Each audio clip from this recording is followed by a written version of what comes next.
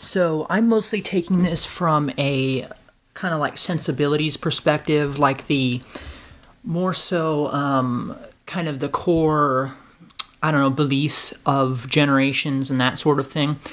I could totally be wrong. I probably will be. It's one of those things. Predicting the future is just so difficult. But currently, I guess I'll define what I see as kind of the sensibilities and the trends I see in terms of the mental imaging of my generation, Gen Z, I guess, and then the whole terms of the various generations I find very confusing.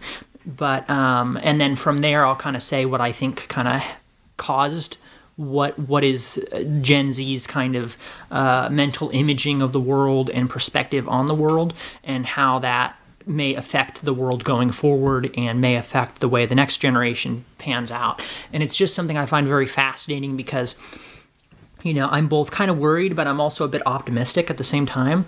I think I'm a little more optimistic than I am actually pessimistic, because I think ultimately, no matter where the world goes, it's going to reach a more clear level of truth, if that makes any sense. It's hard to describe, but I feel like a lot of the problems we face today are either going to become so insurmountable that they're going to basically wake people up, or they're going to not be problems. So whether they destroy, whether people die in some giant war, or whether we actually solve problems and we have, another entire generation of peace, let's just say, I feel like something's going to happen for the good, if that makes any sense. And so there's so many different ways you can approach this, but I'll go with how I said I'll approach this. So my generation, I think, is very much, I sound almost like whatever his name is, George Peterson, but I think that this generation is very much defined by nihilism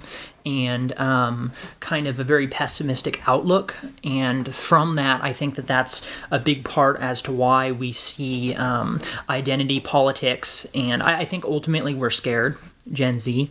I'm going out on a limb here and gonna maybe make some people mad, but I certainly am scared of the future and the state of the world. And I think that COVID has just kind of made this more prevalent. I think the reason why identity politics and so much outrage culture, and the riots we see constantly, and just the dissent that the world, especially the U.S. country, the U.S. Geez, I wanted to specify that I was talking about the U.S., but I didn't say that very well.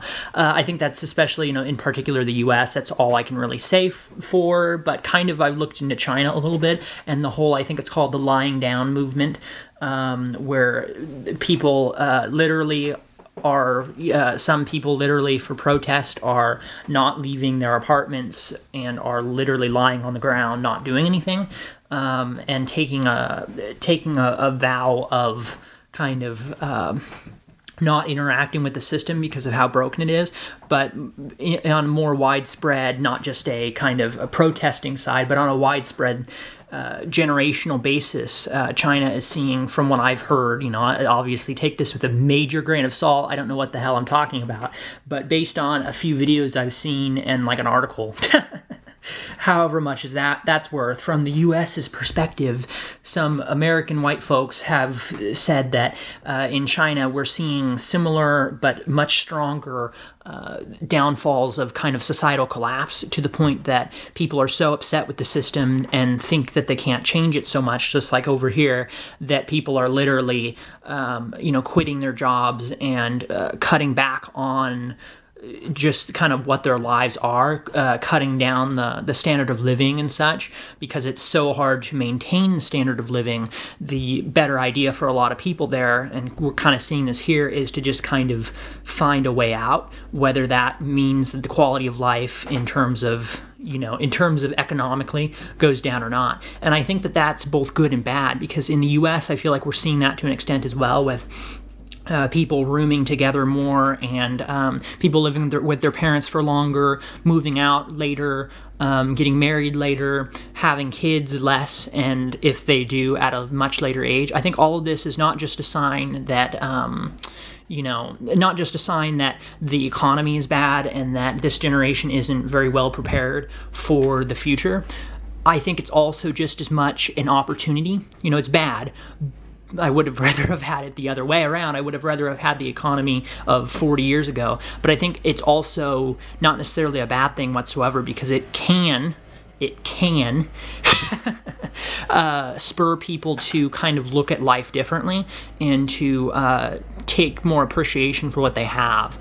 I don't know if we're seeing that, but I think it's just as much an opportunity to, just as much as people want to be upset that they can't, it's much more difficult, to have this high-paying job and be in a, nice big home like was the standard back in the day. I've heard things talking about how things like the Simpsons idea, the atomic family, the Simpsons that's on TV now, they were seen as a low middle class, just barely middle class back when the show came out, but now they're seen as upper middle class, considering the size of their home and the fact that they have 2 cars and all this kind of stuff. And that's sad, it is, but at the same time, I honestly don't think that material reality, this is weird, but I don't think material reality is really the point of existence.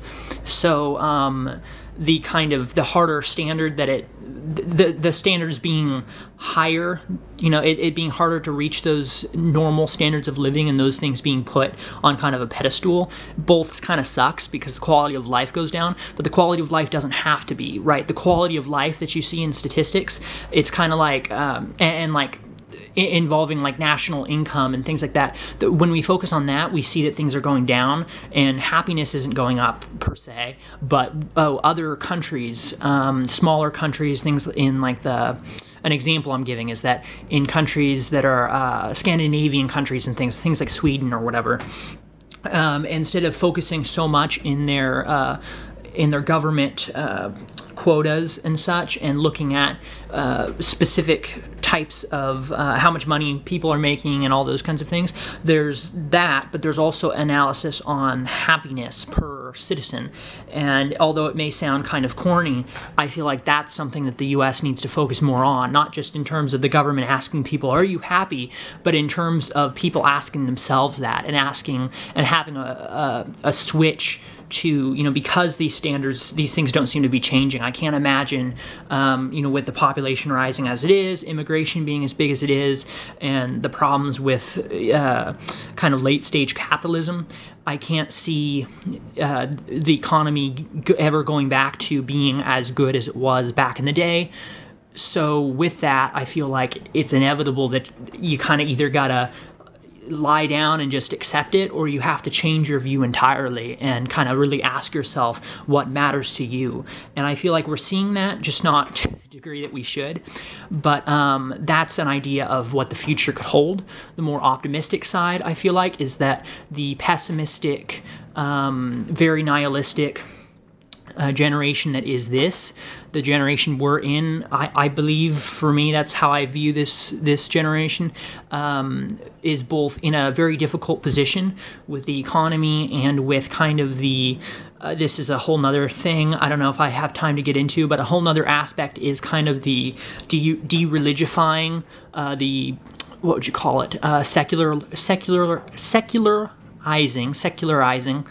of modern American society. In my opinion, that's good, but bad at the same time. I used to think that completely secularizing society would improve overall happiness and would make people open their eyes to science and those sorts of things. But I think that I don't know if society is really ready for it. I don't know if American society, let me say, is really ready for it. And I think that the wool being revealed, the wool being moved from our eyes, if that makes sense, because even with religious people that, even with religious institutions, the school I went to, for example, you can see massive changes in how our perspective on life itself has changed.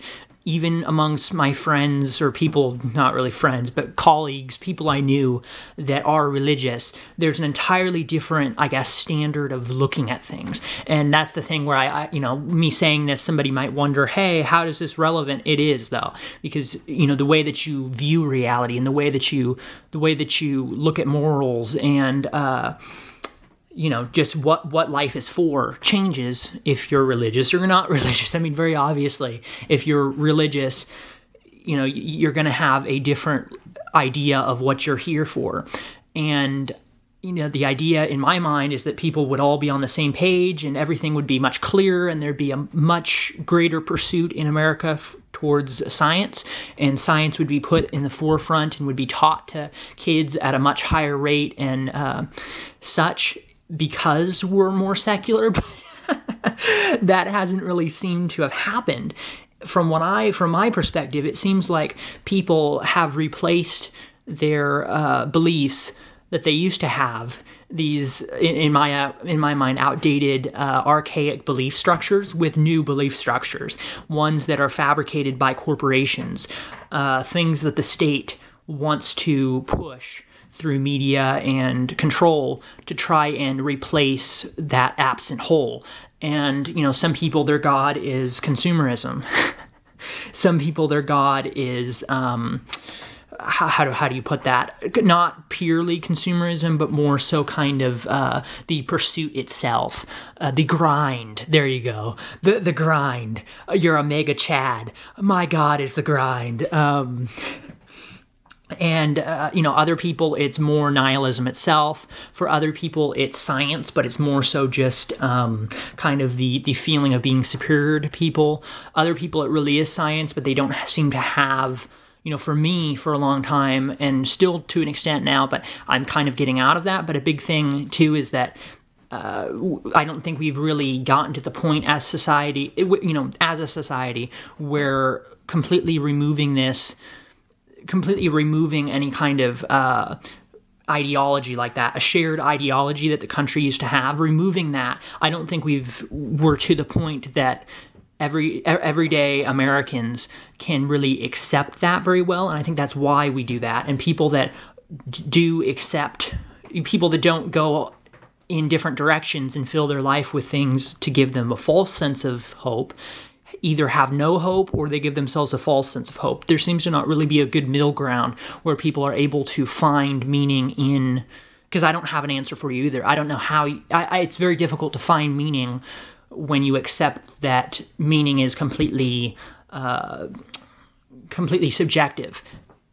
And in society, with the way it is, with the structure of how it is, we both have a lot of privileges and are able to live fat and happy lives in the U.S. If you're middle class, even if you're lower middle class, like I've been for a lot of my life, I'd say I've moved up to middle class, but I might still be low class. Either way, the point is that you can still live very comfortable lives, but those lives are hollow if you don't have anything there. And even, I'd definitely say that when I was religious, my life was still just the same, but it's the fact that your perspective changes. Your perspective is really everything. If you view life as, empty of meaning and you don't fill it with something, it's empty. If you fill it with something for that time being, it really can feel genuine. If you, it's not like I don't buy crap either. And you can be happy for a while doing that, or the grind itself. When you're going to work every single day, whether you like the job or not, if you get yourself in the mindset of, the grind itself is kind of your purpose, and you just focus on that, that can be kind of fulfilling for a while. But I don't think maybe for some people they work, but nonetheless, I don't know if we've gotten a good answer to, if there even is one. Or mentally, even if there is or isn't one, the idea that I feel like mentally, right, there's an evolution that kind of needs to take place. From what I've seen, religion and the belief in purpose is something that is very much a human concept, and it has to do with our level of intelligence. So theoretically, right, if our intelligence reaches a certain point, after the technological singularity they talk about, and after we maybe merge with computers or what have you, or we use computers to the point that AI kind of runs society, maybe we'll uncover new kind of the standard of living will be so light that focus entirely on pursuing intellectual gains will then lead us to kind of revealing more complex elements of nature and appreciating reality for what it is, and that will fill the hole that we'll need. For example, maybe we won't need a purpose because we'll move past kind of the primate brain of of fear. Basically, I feel like fear is a lot of it, of why people, including me, right, feel the need for purpose. I'm not sure. Maybe it really is something that we'll never move away from. But those are all ideas, and I think that the future, I kind of covered mostly just now, but I feel like the future, the positive is that things either will be pushed in the direction of kind of a new lease on life, and people, I don't know how to word that. Let me talk about the collapse first. I feel like this could either collapse, and I don't think it's really sustainable. Who knows? And maybe it'll last longer, this nihilistic period. But, the internet's a big part of it, right? The de-religifying, the secularizing of society is a part of it. I feel like the state of the world is, right? You have a generation of, young adults that were coddled, I'd argue, to an extent, in the U.S. at least, that's all really I'm talking about for the most part, coddled and kind of had things handed to them, and then were thrust out into a world that was arguably more difficult to have a normal life in than prior decades. And along with the coddling and the horrible school systems that seemingly have only gotten worse, and all those other aspects, the internet is a big thing where it's both a blessing, but it's also a curse with our attention spans and technology as a whole, phones especially. But the internet, revealing a lot of things, right? Both about what reality is and, showing nihilism, but also kind of having us compete on social media, and things of that nature. So there's a lot that goes into it, but I feel like all of those things, although a lot of things will still be around, I feel like something's going to have to change. So I feel like it could collapse. I feel like this could be like the 70s, like a psychedelic revolution. We're seeing a psychedelic revolution, so something not directly tied to that, but something similar to the 60s and 70s, where there was a cultural revolt basically against what was standard, right? With abortion, ideas on life, and with the women's rights movements and the black rights movements that we saw. There was a lot of more open sexuality going around, involving not just kind of monogamy and everything else like that, but also people being openly gay and cross-dressing and things like that. We didn't have the same, it wasn't to the same extent as it was in decades to come, but those things definitely changed. The standards on drugs had changed. We see a lot of that now, right? Where even though we are a lot more of an open society, even just within the last 10 years, we've still seen a big jump in terms of what is socially acceptable and involving sex and involving drugs especially. And I feel like that all of that shows that there's a change going on. So maybe it's going to continue to change, and we're going to have a brighter future, and we're going to, I guess, reform society to an extent and accept that the standard of living, which I don't know if that will ever get better. Like I was saying, maybe it will, but even if it doesn't, maybe overall the idea that you don't need as much stuff to make you happy is going to be an actual real thing that's going to be like more commonplace, or maybe the kind of middle ground is that maybe some change will happen. Maybe we'll get in a war of some kind, and society kind of resets to an extent. The standard of living goes up a little bit, not by a lot, but a little bit, and people are satisfied with it. Maybe we'll see, people be not like political correctness might not go away, and wokeness and all this kind of stuff, but a good aspect of that is I think that the overall idea that we should be more accepting is positive. So maybe people will just like not care whatsoever. Like maybe we won't be so argumentative, but not because we actually have fixed any kind of issue, but more so just because we've all just kind of accepted that this is the world. And like people will do whatever, right? Literally, walk around in a wolf costume, I don't know, and it'll be like Ready Player One, where everybody's like everybody's just like whatever. We're half in it, even before a full digital absorption, where we're in some kind of simulation if we're not already. The whole thing about people just being whatever, anybody can be any identity whatsoever, is something that we may not accept, but it may be just so far, we'll be so far gone, and that's not even a worry. And same thing with other things like drugs. Like, will certain drugs be legalized? Will society change the way that we treat criminals as a whole, but especially drug offenders? Will there be more rehabilitation? Will we rehabilitate more criminals and change the policies we have in the U.S.? Maybe, but we also just might.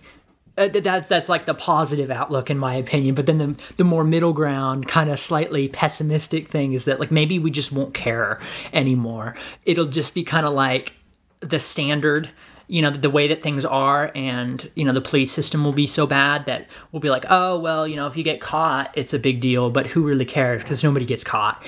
And then my more optimistic thing, or more pessimistic side, I think the middle ground is definitely what I'm rooting for, and is slightly more possible.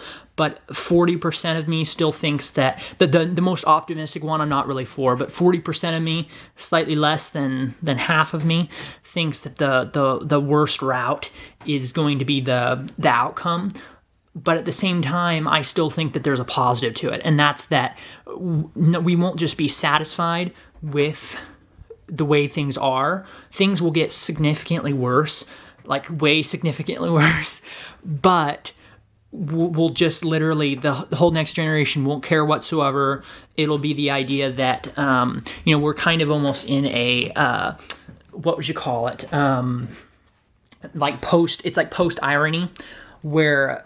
is that the term I'm thinking of? Yeah, post-irony, where something goes so far past the point of being ironic that it's genuine again, but it's fake genuineness. I kind of wonder if people will just kind of be less pessimistic, and people will we might already be at that point, but if not, I feel like this generation, your parents, me, once I'm a parent, don't know if I will be, but people of my age will be parents and will be talking to their kids about, how worse society was, and they're like, but you said society was collapsing when you were my age, or when you were a teenager, you were looking at the way the world was and was saying it can't get any worse and all this kind of stuff. And it's like, maybe it'll just continue the way it is, right?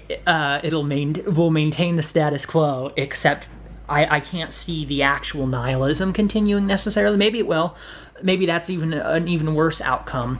But I feel like blind faith in the system is going to be restored, whether the system actually improves or not. Faith in the system is going to be restored. The world order is going to be restored, even if it collapses first. But the question is really whether the system is actually going to be fixed to an extent. I don't think it could be fully fixed at all whatsoever. I think it's inevitable that any system, any governmental system, is going to kind of get to this point. Especially with capitalist enterprise, even though I'm actually pro-capitalism, I think that it has downsides that are unavoidable and are inevitable kind of leveling out, if that makes any sense. I don't know. Very, very weird, long conversation, a very long conversation. I don't know who the hell's going to listen to this, but there you go.